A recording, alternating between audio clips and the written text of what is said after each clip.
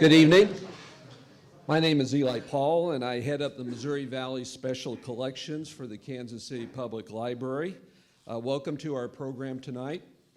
Another in a long and successful series of lectures carried out in partnership with our good friends at Fort Leavenworth's U.S. Army Command and General Staff College.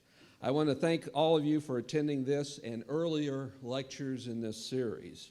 Dr. Terry Beckenbaugh, Assistant Professor of Military History at the Command and General Staff College, is my kind of historian. He knows a lot of history, he wants to tell you about it, and he knows how to make it interesting, especially in this type of format, which is presenting history in a friendly, inviting environment to a public such as yourselves interested in our shared past.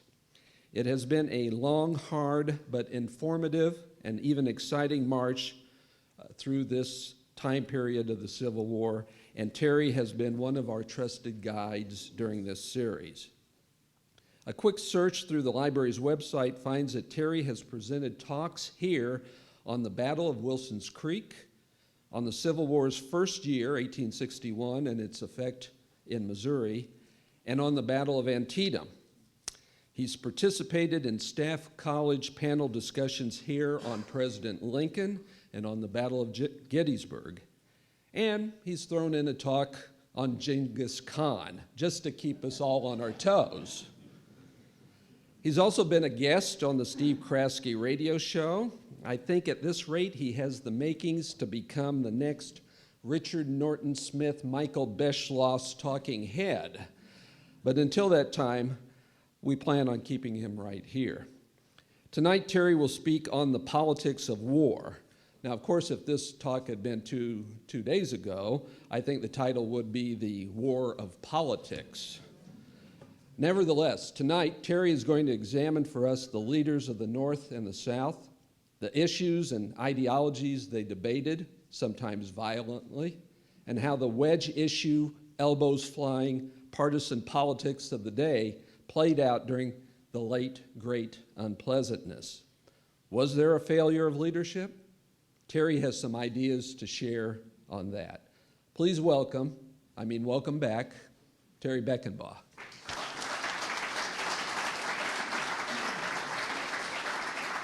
Thank you very much. I knew that I wasn't going to be talking about the Chiefs because I didn't think there'd be this many people here if I would be, so. Couldn't resist that, I'm sorry. Okay. When Henry asked us about doing this, I thought initially that, that'd be a great idea to have a talk about politics right after the election. And then I sat through a year and a half of commercials. And as I got closer, I thought, wow, this might not be the best idea, but there will be no commercials in this talk. So, yeah, I would applaud that too, okay? Of course, from that point, it's tough to go anywhere but up or down after that. So, but no, I think it is an appropriate talk, and I think one of the things that's interesting about the elections in the American Civil War is no matter how nasty our elections get, and this is one thing about when Eli said about a pundit, I kind of cringed. A lot of folks don't seem to really understand that our electoral process is inherently nasty. Okay, that is just the way it works. As one of my political poli-sci professors at the University of Arkansas told me, he said, Terry, if you want clean elections, go to the Soviet Union, go to a place where there's like one choice, and you will get a very clean, quick election. Otherwise, if there's an election where you have clear choices and it's relatively fair, it's going to be nasty. And certainly when you look at when I see, as someone who studies 19th century politics, they're nasty. And certainly the politics now are nasty, but I would argue that it's really not that bad. I mean, at the first session of the Arkansas legislature, there were 2 stabbings on the House floor. Okay? They had to outlaw guns in Congress at this point. So I will admit that would make C-SPAN a lot more entertaining, but we have not had anything remotely like that. So, I mean, if you hear people calling, he's a socialist or he's a communist or that, that's minor league stuff compared to the 19th century. I mean, even in the election of 1828, Andrew Jackson and John Quincy Adams, Andrew Jackson basically called John Quincy Adams a pimp. He didn't say he was homosexual, but he hinted that he's effeminate because he wears underwear. And of course, what he meant by that was that Jackson was actually bragging, I don't wear underwear, because most Americans at that time did not wear underwear. So I'm one of you. I don't wear underwear. And of course, John Quincy Adams did not take this lying down. He hinted that Jackson was a bigamist, which he was, okay, unintentionally according to him, but he actually did marry a woman who was already married and apparently forgot to make sure that the divorce was final. Jackson also had shot a man. So I mean, that's politics, okay? Some of this stuff, when people say it's nasty now, oh, I wish it was so nice.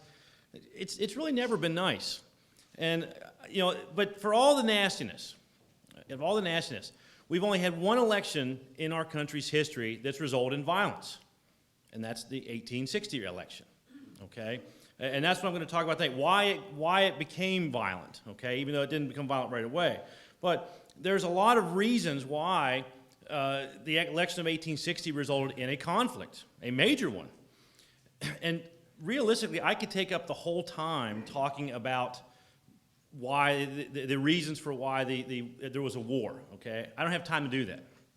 But what I will do is I'm going to shamelessly borrow from a historian at Oklahoma State University, James Houston, who argues that the fundamental cause of the political rupture that resulted in the American Civil War was a result of one question. And that one question is, can a person be property? Can a person be property? Now, Senator William H. Seward, if I can get to work here, I'm kind of got a bum wing, so you have to excuse me if I have a little bit of technical trouble. Senator William H. Seward, who was a Whig from New York, now this speech he's given, the famous higher law speech, this was a speech that was given during the famous Compromise of 1850 debates. This is the famous debate where Daniel Webster gets up and says, I speak to you today not as a Massachusetts man or as a Whig, but as an American, and then proceeds to defend the basics of the Compromise of 1858. John C. Calhoun, he gave his great speech saying that this was a bad idea and that we need to have safeguards for Southern statehood. But Seward was not one of the big three. I mean, the Compromise of 1850 speeches were the last time the big three of Daniel Webster, Henry Clay, and John C. Calhoun spoke in the Senate. Seward was a young guy making his way, and Seward gave what became known as the higher law speech. In some respects, even though Seward was a fairly minor figure at the time compared to the other big three, his speech was the most ominous. Because he says here, and you can read that, I deem it established then that the Constitution does not recognize property in man, but that leaves that question as between the states to the law of nature and of nations. When God had created the earth, he gave dominion over it to man. The title of that dominion thus bestowed would have been incomplete if the Lord of all terrestrial things could himself have been the property of his fellow man. By doing that, what Seward has done is he's taken what had up to that point, at least in Congress, been an economic question. When it's an economic question, you can compromise. And so you have the Compromise of 1828. You have these other compromises that go through Congress. Because at that point, it's about economics. But what Seward has done here, he's made it about morals. You can't compromise morals. And this is going to be one of the things about our political system, and you're seeing this in some respects now, is that one side is going to be arguing that it is immoral to own another human being. One side is going to argue that not only is it not immoral, but it's actually a moral thing. You're doing a good thing. Slavery is a positive moral good. When you have two sides taking fundamentally different views of a particular issue, there is no compromise. And quite frankly, our political system is not designed for these kinds of questions. And that's going to be a big part of the problem here, okay? If you say that owning a slave is an evil thing, can you say, oh, it's okay to own a slave in months with an R? Or it's okay to own a slave in even-numbered days? No, it's never okay. Likewise, if you believe that it's a moral good, it's always good to own a slave. And, of course, I'll get more detail about that. But what I do want you to understand is this is a ridiculously overly simplistic cause of the war. It is much more detailed. I mean, even Dr. Houston admits that this is not the only reason. He says if you argue that this is the most important reason, and he certainly does argue that, but it's not the only reason. And I'm not going to sit here and tell you that the Civil War is some kind of morality play, where the Confederates are evil and the Union is good, and good triumphs over evil. It really doesn't work that way when you start investigating it and start digging at the causes. So, but I want you to understand that. But this fundamental moral question is a key part of it. And because of that, there can be no compromise. There can be no compromise. Now, the election of 1860 is where you start seeing this play out. Lincoln is going to be nominated here, and I'm going to talk a little bit about Lincoln. I'm not going to go into great detail about the election of 1860 because it is important, but frankly, that's one of the more complicated elections to talk about. But we need to talk a little bit about Lincoln and about Lincoln's leadership. Lincoln was not the front runner going into the convention, which I might add only happened in July of 1860, not a year and a half before, and not with 15 million debates beforehand, okay? They managed to have elections in a fairly short period of time. You had your conventions in the summer, you had your elections in the fall, and people were probably much more happy about it. But Lincoln is a compromise candidate, okay? For those who say that Lincoln is an extremist, and we'll be talking about people who say he is, Lincoln is not an extremist, certainly not at this point. Lincoln is a moderate. You cannot look at the Republican Party and say everybody is an abolitionist. That would not be true. The Republican Party, now that's where the abolitionists do reside, but the vast majority of Republicans are anti-slavery, but not abolitionists, and here's the difference. If you're an abolitionist, you believe that slavery is a moral evil. You believe that slavery needs to be gotten away with now with no compensation to the slave owners. Because why would you reward people for committing evil deeds? Okay? But that's not the way most Republicans think. Some of the best scholarship argues that maybe 10% of the Republican Party would be defined as abolitionist. But the abolitionists are a very small but very cohesive, well-organized, and well-funded group. Okay? Now, if you're talking about the average Republican, they are anti-slavery. And the reason for them being anti-slavery is basically economics. Most of the folks who are most of the Republicans who are anti-slavery, they're anti-slavery because they believe that if they have to compete with slave labor in the territories, they're not going to get a job. It's pretty simple.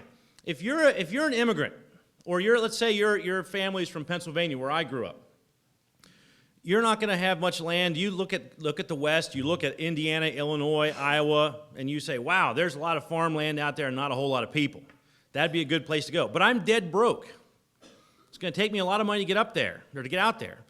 So let's say, like some of my ancestors, I moved to Iowa. The way I'm going to get money is I'm going to work on somebody else's farm as a laborer and save money. And then eventually I'll be able to buy land, and then I'll start my own farm and start my family and all that. That's how it's supposed to work. I'm not going to emigrate to Mississippi, though. And the reason for that is not because the land in Mississippi isn't fertile. It is. The reason for it is that if I move to Mississippi, what I'm afraid of is that I'll move down there and I will have to compete with a planter who rents a slave out for cheaper than I can afford to work. So in that respect, I have no desire to compete with slave labor, and that's why I'm anti-slavery. In fact, if I was a typical Republican, I probably wouldn't even care about African Americans and slavery in the South. As long as it's not interfering with me, I'm not going to worry about that much. So that's going to be a big part of this. Lincoln, even though Lincoln does have a moral abhorrence of slavery, you could not call Lincoln an abolitionist at this point in his career. Lincoln is really going to run, he's a moderate. That's the reason he's chosen. The Republicans are trying to appeal to a wider group. So Lincoln is chosen because he's a moderate, and Lincoln says, I'm only going to be mainly a one-issue candidate. Now, yes, there are other issues in the Republican plank, but the main issue is the prevention of the expansion of slavery into the Western territories, into places like Kansas, into places like Nebraska, New Mexico, Utah. Lincoln does not want to allow slavery there. Lincoln flat out says, I cannot, and the government cannot get rid of slavery where it already exists. I believe it's a moral wrong, but the law said it's okay, and I have to respect that. So that's what Lincoln's going to say. The problem is, that's not what his opponents are going to say, Lincoln says. Okay? Here's going to be the way the vote goes. There's going to be 4 candidates, and that's why I'm not going to go into a long explanation, because otherwise I'm going to speak for like 40 minutes on the election of 1860 and 5 minutes on the rest of the war, and that's not what you came here for. But what's really going to happen here is you'll see Lincoln only gets about 39% of the vote. If I go back, the states in blue are the states that Lincoln carries. Lincoln wins the election, but he does not carry a single southern state. In fact, in most of the deep south states, he's not even on the ballot. So, and remember, back then there is no Australian ballot where you go into a booth and you have all this privacy and stuff. No, back then you have to say, I'm voting for so-and-so. Voting for Lincoln in Louisiana was definitely a dangerous thing to do for your health. Which is why I think there actually were 12, I think he got 12 votes in Louisiana. As in like literally 10, 5, and 5, and well, I would do one hand, but 12 votes. So, Lincoln does not have a southern vote. He doesn't even have the majority of the vote. He only has 40%. He has what's called a plurality. He has this largest single number of votes, but this is going to cause all kinds of problems, because the Confederacy, or the states that become the Confederacy, are going to say, this guy didn't really win the election. Well, by the way the rules are, looks like he won to me. This is going to be a problem. South Carolina is going to start secession fairly quickly. On December 20th, 1860, South Carolina is going to secede from the Union. It's going to be followed fairly quickly by 6 more states. Now remember, before Lincoln even gets inaugurated, and Lincoln does not get inaugurated until March 4th, because back then March 4th was inauguration day, not January 20th. 6 more states are going to follow South Carolina, and Lincoln does not really say anything. Because at this point, what can he say? He's not president. James Buchanan, who has been widely regarded as the single worst president in our history, who never had his tenure tainted by a scandal. That's pretty bad. I mean, you almost wish the poor guy had a scandal so you could say, well, okay, if it wasn't for that, it wouldn't be so bad. But now you can't even say that. James Buchanan, the immortal James Buchanan, says, secession is illegal, but I can't do anything about it. So he does nothing, essentially. Only except for he wags his finger very vigorously at the southern states. So Lincoln doesn't say anything. There's all these different types of plans going forward, but of course they have to get Lincoln's approval or disapproval. And people are going to wait for Lincoln's first inaugural speech. That's going to be the first time he's going to really make a public statement about what's happening, because remember that there's been almost a month and a half since the election before South Carolina secedes, and it's several more months before Lincoln gets this. When you look at what Lincoln says, Southerners are waiting to see what he's going to say. And he says, one section of the country believes slavery is right and ought to be extended, while the other believes it's wrong and ought not to be extended. This is the only substantial dispute. The Fugitive Slave Clause of the Constitution, the law of the suppression of the foreign slave trade are each as well enforced, perhaps, as any law can ever be in a community where the moral sense of the people imperfectly supports the law itself. The great body of people abide by the dry legal obligation in both cases, and a few break over in each. This, I think, cannot be perfectly cured, and it will be worse in both cases after the separation of the sections than before.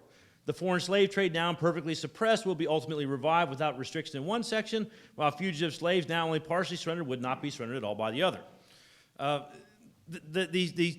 If you read Lincoln's first inaugural, and again, this is one of the few times in American history where a president's first inaugural speech is nowhere near as famous. Lincoln's second speech is where he says to beat their plowshares into swords and bind up the wounds, and it's a very conciliatory speech toward what he believes is going to be the defeated South.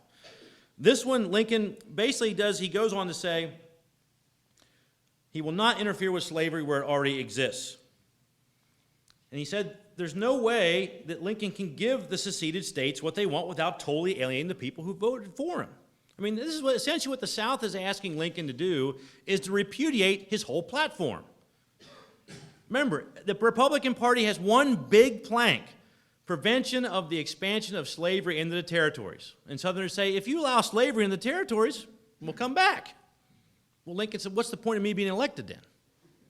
If I give you that, then I've basically betrayed what these people have voted for me for. Now, Lincoln does try and appear conciliatory, but Southerners basically make it very clear, hey, if he's not going to give us that, then we're not going to play. And so they're going to take their marbles and they're going to go. Because the Confederacy will accept nothing less than Lincoln's capitulation on these issues, there really is no option for Lincoln. I mean, people like to say, oh, he could have done more. Well, yeah, he could have, but how many, I mean, imagine Mitt Romney being elected and then saying today, well, okay, I think Obamacare is great. I'm going to do everything that he was going to do. And sorry, nothing personal. Those people who voted for me raised all that money. That's just the way it goes. You think there'd be an outcry about that? Well, I think that Lincoln understood that there would be an absolutely massive outcry if he caved on the single most important plank in the Republican Party platform. So Lincoln is going to have to say, no, we can't do that. He says, I'm not going to interfere with slavery. I can't interfere with slavery. It's illegal for me to interfere with slavery. He's very clear about this. But that's not what the southern states want to hear, so they basically continue forming a government. Now, Lincoln is going to have some very difficult balancing to do here. And in this respect, he has a much harder job than Jefferson Davis, who we'll talk about a little bit later. Lincoln has to juggle these various elements that remain loyal to the federal government. Okay? And on the one hand, he has the radicals. The radicals this is where the abolitionists reside. Okay? And again, they're not the majority of the party by any stretch of the imagination, but again, very well organized, very well funded. They stay on message, very disciplined. They favor freeing the slaves right away, and they want a harsh war to destroy the Confederacy. They say the only way we can get back into the Confederacy back in the country is to make them pay, grind them into the ground. But of course, Lincoln is not a radical. Lincoln would fall into this, a moderate. And that's, again, where the majority of the Republicans are at the start of the war. These Republicans decide that they figure, okay, we want to not be too harsh on the Southern civilians. We're going to try and try and win a big battle. They think it'll be quick. There's no reason to get harsh. And of course, the harsher we are, the more difficult it is to reconcile with our erring sisters, so to speak. Now, later on, you're going to see more of the moderates move into the radical camp, okay, as the war continues. As the war becomes harder, as it becomes longer, bloodier, more expensive, more and more of these moderates are going to move into the radical camp. But that's not going to happen right away. It's going to take place over the course of the war. The Democrats are still going to be there. Now, the southern wing of the Democrats are gone. That's basically the Confederacy. But within the northern Democrats, you still have two separate groups. The loyal or the war Democrats, who basically believe that, okay, I didn't agree with Lincoln, but what these guys have done is just too far. They're committing treason. We vigorously support the war. And in fact, in terms of how they wish to wage the war, they're not really different from the moderate Republicans.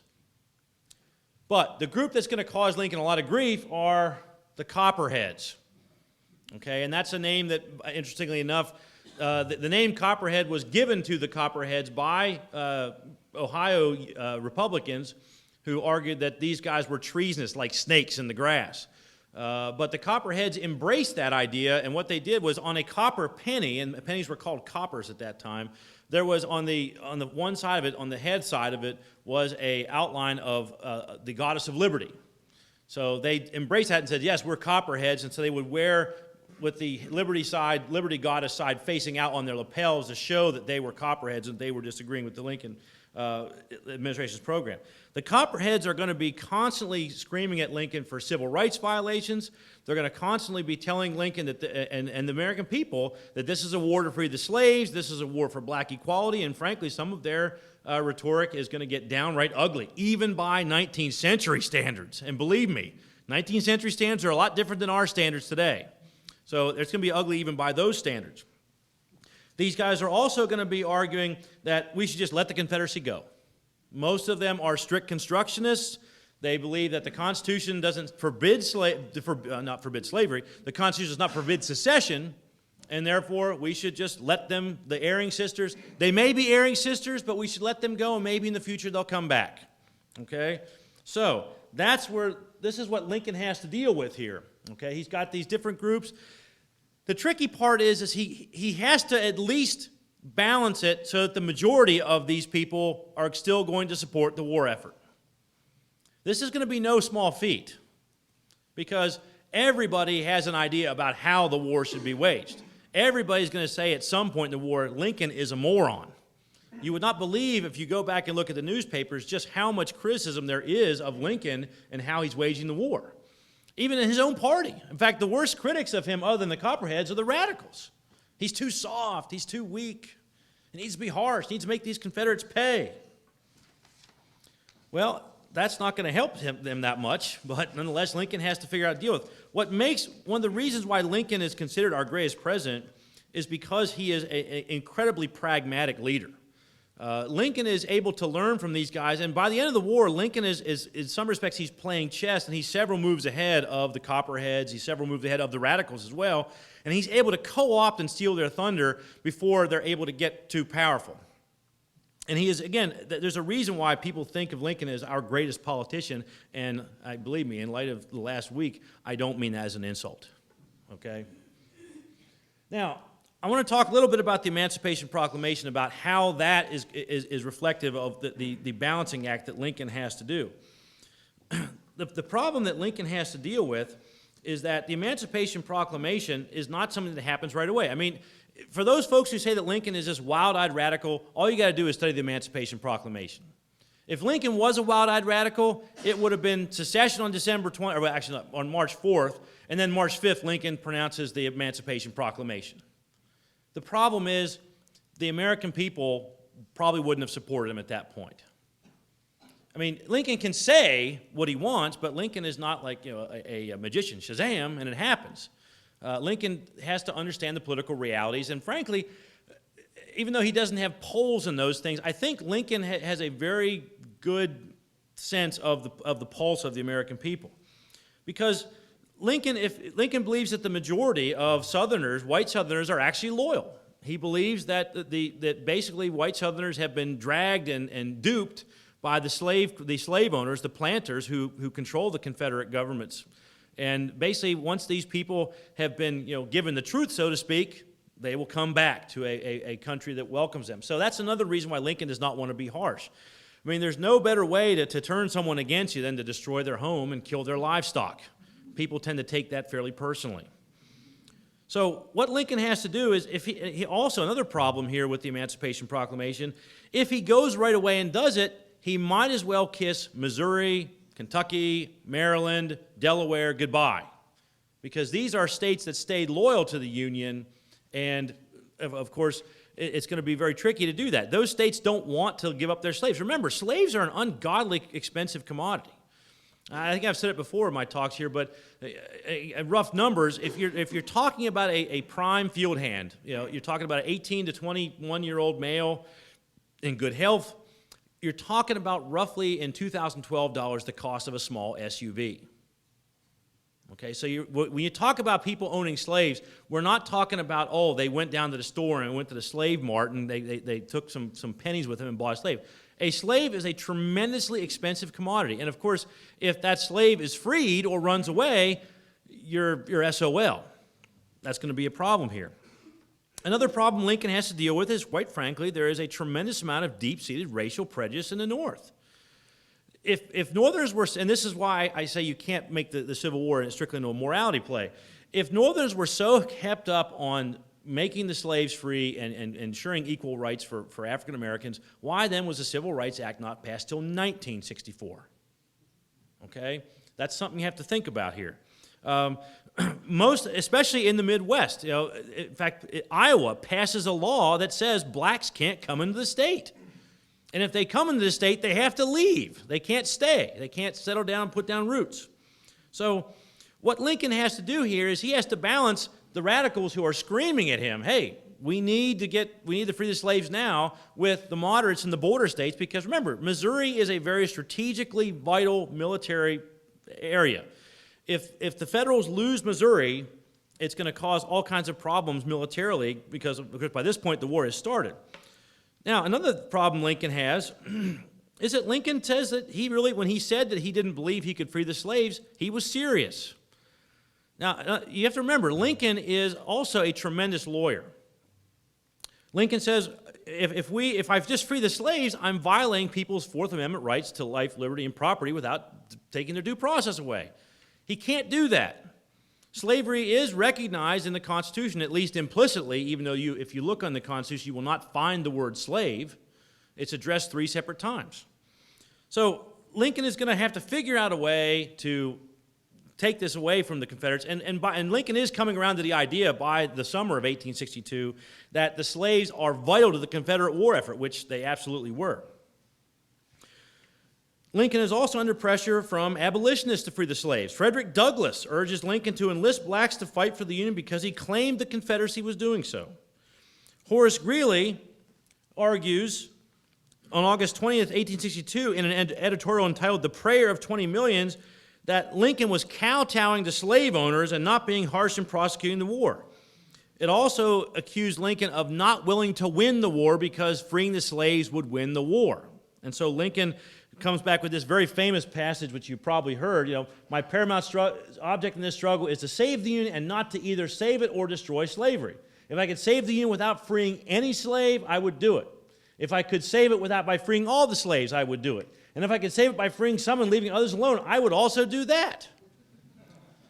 So Lincoln is still making it very clear. Goal number 1, preserve the Union. And he looks at emancipation as a mean to an end. But what I found fascinating when I read Lincoln's whole letter, and this is the meat of the letter, but the whole letter is easy to find online, is that you can see Lincoln is already trying to lay the groundwork here. He's not saying it publicly, but he's trying to get people used to the idea. If I have to free some of the slaves and then let some in bondage, I can do that. And if you ever read the Emancipation Proclamation, it is a very artfully worded document. Lincoln basically is going to argue that I can free the slaves because the South is in a state of rebellion, and I think he's on fairly solid ground there.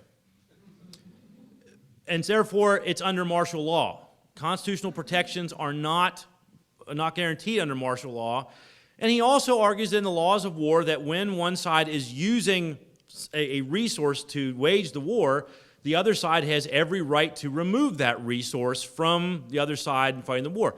There's no doubt that the Confederacy is using slave labor to prosecute the war. Again, that's not even up for debate. So Lincoln finally by that comes to that conclusion, but he's told by Seward that if he needs to wait until after there's a federal victory. That federal victory comes at Antietam, and of course after Antietam, a week after Antietam exactly, Lincoln is going to issue the preliminary Emancipation Proclamation. And the way he words it, it is a military measure. One of the things I've heard, and I know that I heard it growing up in school, was that, well, Lincoln freed the slaves he couldn't, and he didn't free the ones he could. Well, that's gobbledygook, for lack of a better phrase. Lincoln could not free the slaves in the areas that were still under the federal government. He just can't. He can't free that any more than just taking somebody's home. Property is recognized, and of course the Constitution still, and that's one of the reasons why Lincoln realized that for this to be permanent, you need a constitutional amendment, which he's going to push for that later in the war as well. So when Lincoln issues it, it's issued in September 22nd, 1862, goes into effect January 1st, and again, the fact that Lincoln does not issue it and have it go into effect the next day tells you he gives the Confederacy one more chance. If you put your guns down, if you disband your armies, if you come back into the Union, well, you can keep your slaves. It never goes into effect. Of course, that didn't happen, and so it went into effect. But you can see how significant it is. I would argue that, even though I'm not a big fan of Horace Greeley, his heart may have been in the right place. I think he was right about the whole, you need to get rid of to take that resource away from the Confederate military, and it cripples the Confederate military. It really, really does. Now, again, you can find tons of Civil War historians who disagree with me on that, but I really don't think that the federal government wins the war without the Emancipation Proclamation. And I can make a very good argument. That's the minimum of the argument. But the fallout from the Emancipation Proclamation was pretty dramatic. And guess who Lincoln makes happy when he does this? Nobody. Except for the slaves who run away. Okay? Now, the radicals they're somewhat happy, but they think Lincoln didn't go far enough. Lincoln needed to free all the slaves. In fact, that's where this whole Lincoln freed the slaves he couldn't, but didn't free the ones he could comes from, really not from the radicals. The moderates are very uneasy about this. Lincoln is pretty clearly turning the war into a war to free the slaves. And of course, that's not what they're happy about. But, grudgingly, they're coming to the same conclusion Lincoln is, that this is a necessary step. That's going to be, by 64, I would argue that most people in the North are in favor of the Emancipation Proclamation. But it's not going to happen right away. Of course, the Copperheads, they're going berserk. They're apoplectic. They denounced Lincoln as a despot who turned the Civil War into a war to free the slaves. And again, some of their racial rhetoric is going to be over the top, again, even by the standards of the day. So when Lincoln has his next election, the midterms of 1862, he's going to find out exactly what Northerners think about it. And initially, they don't think much. Lincoln gets trounced in the midterm elections. Now, of course, he's not running for office, but the whole U.S. House is up for re-election, 1/3 of the Senate's up for re-election. And what's going to happen here is that people are very upset because, A, Lincoln has made the Emancipation Proclamation a big thing. And, of course, number two, the war's not showing a lot of progress. That's very frustrating. To fund the war, they've had to raise taxes, very high level. We all know that Americans absolutely love paying taxes. They didn't like it back then. They don't like it now. There were civil liberties issues. Lincoln had suspended habeas corpus. They had a draft law. Lincoln is, frankly, and he admits that he was doing it, he was violating civil liberties on a rather widespread scale. There was also concerns about freed slaves coming north to compete with white workers, and this, of course, gets to the heart of the whole territory question.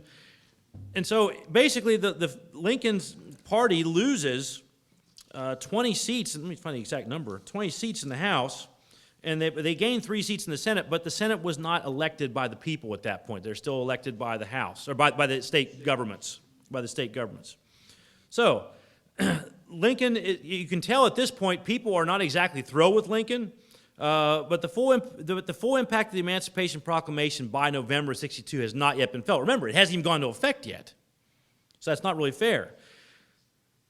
But Lincoln is going to face some other challenges, and this guy is going to be one of them. Clement Laningham. Laningham is going to be a thorn in Lincoln's side. Laningham is the leader, the unofficial leader of the Copperheads. And Laningham is a strict constructionist Democrat from Ohio. He did not believe the federal government had any right to interfere in legal institutions, like slavery. He also believed the states had the right to secede. Now, he's not saying he's glad they're going, but he's saying, well, that's the way it goes. We can't do anything about it. Laningham, his speech and rhetoric is very incendiary. On the 5th of May, he is arrested for giving a speech that said the war was being fought to free the slaves and to sacrifice the liberty of all Americans to King Lincoln. Now, General Orders number 38 is the order that basically Laningham was arrested under. And of course, Laningham will not be tried by a civilian court. He will be tried by a military tribunal, which causes a lot of issues too. Here are some of the things he says in his speech that get him arrested. Do I have 5? Yes. It's a wicked, cruel, and unnecessary war. It's not for the preservation of the Union, for crushing liberty and creating despotism. It's a war for freedom of blacks and the enslavement of whites. And he repeatedly refers to King Lincoln or King Abraham. Laningham is, when he's tried, he says, "Did you say this?" He goes, "Yeah, I said it." And there, of course, are witnesses who say that he said it, so there's not really much doubt about whether he said the statements or not. The question is what to do with him. Lincoln, believe it or not, is not happy that he's been arrested. But what's going to happen is Laningham is going to be exiled to the Confederacy. He is sent to Confederate lines where he goes up to a Confederate picket and says, "I'm your prisoner. I'm a citizen of a state that's at war with you." He is then, of course, shipped. They know who he is fairly quickly. He's shipped to Richmond. Then he takes a blockade runner to Bermuda, goes back to Canada, and then runs for the governorship of Ohio from Canada. Only in America, right? Now, he does not win, and he actually does come back into the country shortly thereafter. He's back in the United States in about 5 months, but he does not. Lincoln knows he's back there, and they do have spies watching him, but Lincoln never does arrest him. And basically, Lincoln thinks that if I arrest him, Lincoln took a lot of grief for this. Laningham was viewed as a hero by many. Now, of course, he is viewed as a traitor by most Republicans, but he is viewed as a hero by many. And even though he outlives Lincoln fairly long, there is some people think there's justice in how he dies, kind of a trivia. He dies when he shoots himself accidentally. He is a very good trial lawyer, apparently, and he is trying to prove that his defendant did not shoot a victim, that the victim shot himself. And in the process of proving that the victim had shot himself, he shot himself. On the good side, his defendant was acquitted.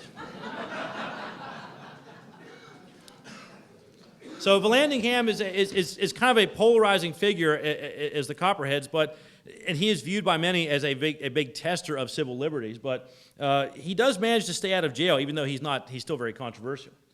Now, one of the things Lincoln has to deal with now is, of course, the election of 1864. And I'm going to have to hurry up here. 1864. Lincoln is going to be reelected. Now, this is going to be pretty clearly a referendum on Lincoln's leadership and the war. And in August, Lincoln thinks he's going to lose. Lincoln faces several challenges. One of them, believe it or not, is from his own party. The radicals think that he's not doing enough. In fact, one of the members of his own cabinet, Secretary of the Treasury Salmon Chase, is actually working to get Lincoln off the ticket. Talk about confidence there. But Chase they choose instead John C. Fremont, the Pathfinder, to run instead, and that is for the Democratic Radical Party. Okay, ironically enough, they're radical Republicans, but they call themselves the Democratic Radical Party. Lincoln and the bulk of the Republicans are going to renominate him, and they're going to form a new party called the National Union Party. And basically what that is, that's moderate Republicans and war Democrats who like what Lincoln's doing. The Democrats are going to nominate this guy, you may remember, George B. McClellan, erstwhile general, although I think he technically still is a general. Lincoln basically had sent him home and said, wait for orders that never came. So McClellan runs as the Democratic candidate. Ironically enough, the Democrats run on an anti-war platform, which McClellan repudiates. So again, to put it in a modern context, imagine having a candidate for a major party, let's say for the Republican Party, and the Republicans are very much pro-life, but putting a candidate who says, I'm pro-choice. I'm not going to do pro-life stuff if I'm elected. And that's essentially what McClellan does. He says, I can't go against my men who serve in the ranks. I will not tolerate any kind of peace treaty that allows the Confederacy to stay alive. Of course, Lincoln is in bad shape in 64. I mean, in the summer of 64, Grant is fighting in the Overland Campaign, just ungodly casualties against Lee. Sherman is having all kinds of trouble in Atlanta. The Federals have a disaster in the Red River Campaign in Louisiana. Then, of course, in the Shenandoah, the Confederates defeat several Union forces and actually drive north into Pennsylvania, where they burn Chambersburg, Pennsylvania, in the summer of 64. And Lincoln even tells people, I'm going to lose. I'm in trouble. He tells Mary to start packing. But Lincoln is going to be bailed out basically by his own federal military policy. Sherman captures Atlanta in early September. Philip Sheridan destroys the Confederate forces in the Shenandoah Valley, and he ravages the Shenandoah Valley so it will no longer be a granary for the Confederacy. And of course, Price's raid in this part of the country is going to be annihilated basically about 2 or 3 weeks before the election, which is going to give Lincoln a big boost as well. So Lincoln wins, and of course, all these victories make the Democrats look like traitors. Lincoln wins big, 212-21. And so Lincoln understandably takes that as a mandate for support of his policies, which I think you could argue that. From then on, Lincoln doesn't need to play as much politics. He still does, but I mean, he has largely co-opted his opponents, and Lincoln's leadership has left the federal government in a position to finally destroy the Confederacy the following spring. So that's, I probably talked way too much on Lincoln. But the thing is, when we talk about Jefferson Davis, kind of jump forward here, it's a lot simpler to talk about Jefferson Davis. Remember, the Confederacy is a one-party country. You don't have all these different parties in the Confederacy. You have factions within the Democratic Party, but in terms of ideology, there's not a whole lot of debate about ideology. It's not like Jefferson Davis is like, oh, I'm in favor of a strong federal government. Okay? Now, granted, there will be arguments over the means he uses to wage the war. But Davis plainly tells people, hey, look, we have to do this to fight the war. And Davis, when you compare him to Lincoln, I think he usually comes out in the short end of the stick. I guess I think Lincoln is a better president, but I think in some respects it's not like Davis was some kind of terrible leader. I think when you look at Davis, he's hamstrung by the Confederacy's ideology. There's certain things that Davis cannot do. For example, Davis is under pressure from the British and the French. Hey, why don't you free the slaves yourself? They can't do that. Okay, and that's going to, of course, the fact that the Confederacy has slavery as a fundamental bedrock of its ideology. He can't just abandon that. I mean, if you look at some of the debates when the Confederates consider arming slaves in 64 and early 65, there are quite a few Confederate congressmen who say, if we arm the slave, what's the point of us doing this? Why should we even bother? If we give the slaves weapons and put them in the ranks, we're essentially saying they're equal to us, and that's not what we're about. So Davis can't really do that. He's hamstrung by Confederate ideology, and even though I don't think he would have favored that, he actually does speak in favor of it in 1865, trying to get the Confederate Congress to allow the slaves to serve in the ranks. But the problem for Davis is that there just is the only opposition to him is that the opposition are people who are making it a personal thing. Alexander Stephens, for example, his own vice president, is one of his biggest critics. Alexander Stephens is constantly sniping at Jefferson Davis because he's doing things wrong, but not because of his ideology. Lincoln is having to fight over people about his ideology. The Copperheads are saying that what Lincoln believes is fundamentally wrong. What the Confederates are saying, and I guess I can call them Confederates at this point, what they're basically saying is there's no argument about our ideology. What they're saying is, you got the wrong guy at this commanding this army, or you're being too much concentration of power in the Confederate government. I mean, he has to fight an incredibly dynamic opponent. I mean, the federal government outmans him, outproduces him, has far more resources than him, has far more money than he does. Davis is having to fight with a he's basically playing a poker game with like a 5 and a 3, okay? And he is not going to be able to defeat the Federals. And even the idea of just going guerrilla, so to speak. Most Confederates don't want to do that. He doesn't want to do that. So when you look at Davis, I mean, his biggest foreign policy, his biggest failures have to be foreign policy, which is based on King Cotton. But it's not like people are arguing with Davis, you got to quit doing that. Everybody essentially agrees. The Confederacy rolls the dice that cotton is so vital overseas that French and the British especially will be forced to intervene in the American Civil War on the Confederacy side. Well, they were wrong. The British found out ways to India becomes a much bigger cotton producer, South America becomes a cotton producer, and so the British textile industry, even though there is some very severe economic crises at points, they do manage to make up for that shortfall. King Cotton is a bad policy. The problem is there's no plan B. Once that fails, the Confederates are not going to get any kind of foreign intervention because, again, the British are among the most anti-slavery folks out there. And that's one of the things, when Lincoln makes the Emancipation Proclamation, he makes it a war about slavery, it essentially cuts off any chance the Confederates have of foreign intervention. The other problem that Davis has is financial. The Confederacy has incredible inflation during the war. But I would argue that the financial problem is directly related to the foreign policy problem. Where is the Confederacy getting most of its cash from? The sale of cotton. They're not selling cotton to anybody. And of course, then there's no money. So the Confederacy has to hope that the British and the French are going to supply them with weapons. And to a certain extent, they do clandestinely, but it's not going to be enough. The Federal Army, when they win battles, you know what they do to the rifles on the battlefield? They take them and throw them away. You know what the Confederacy does with them when they win the battles? They have groups that go over the battlefield, pick up the rifles, and refurbish them to make sure they can use them, because that's the only way they're getting new weapons. So from a financial standpoint, I mean, you can criticize Davis, but realistically, his options are very, very limited. I think that, certainly in terms of motivating his people, Davis has an easier job. He just has to tell his people, hey, defend your homes. And I think that's a fair, and he does do that. People criticize him as being he's not charismatic enough. Well, I mean, how much charisma can you do when you have Sherman marching with 65,000 men through Georgia? Charisma is only going to take you so far.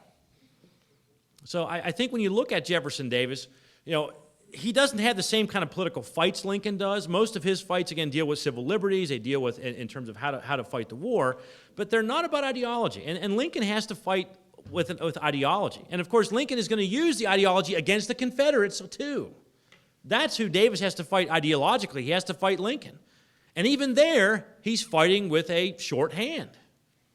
So yes, when you look at Davis, I think that you would say he was not as good a leader as Lincoln, but I would also think, to be fair to Davis, you have to look at the disadvantages that he has to play from. I mean, in a perfect world, he could have all the advantages in the world, but he doesn't live in the perfect world. He has to live in the world, the reality world.